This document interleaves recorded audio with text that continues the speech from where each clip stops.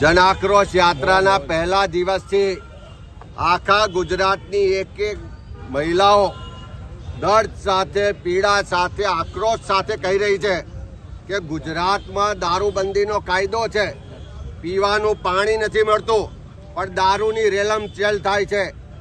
બુટલેગરો દારૂ અને ડ્રગ્સના હપ્તા ગાંધીનગરમાં પહોંચાડે છે. એના કારણે એનો કોઈ વાગ પણ વાંકો કરી શકતા નથી. આજે એક બાજુ સરકાર પાછલા બારણે દારૂબંધીના કાયદાને નબળો પાડી રહી છે. ગિફ્ટ સિટીમાં બીજા કોઈ પણ રાજ્યનો, બીજા કોઈ પણ દેશનો માણસ કોઈ પણ જાતની મંજૂરી વગર દારૂ ખરીદી શકશે, દારૂ પી શકશે, દારૂનું વહન કરી શકશે એવી છૂટ આપે છે. અને બીજી બાજુ આજે તમે જોયું હોય તો દેશના ગૃહમંત્રી અમિત શાહના મતક્ષેત્રમાં સાણંદમાં એક વાહન પલટી ખાય છે.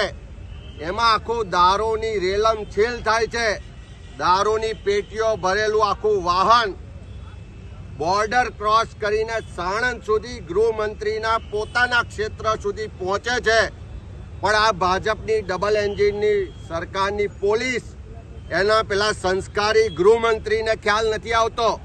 જ્યારે વાહન પલટી થાય છે ત્યારે આખી દુનિયા જોવે છે કે ગુજરાતમાં દારૂબંધીનો કાયદો ખાલી કાગળ પર છે. દારૂની રેલમછેલ ગલીએ ગલીએ છે.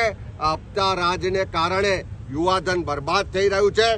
ગૃહમંત્રી અમિતભાઈ શાહને જો થોડી પણ શરમ હોય, થોડી પણ એમને ગુજરાતના યુવાનોની ચિંતા હોય, થોડી પણ ગુજરાતની બહેન દીકરીઓની ચિંતા હોય તો એમની ગુજરાતની હપ્તાખોર સરકારને, હપ્તાખોર ગૃહમંત્રીને, હપ્તાખોર મુખ્યમંત્રીને કંટ્રોલ લાવે.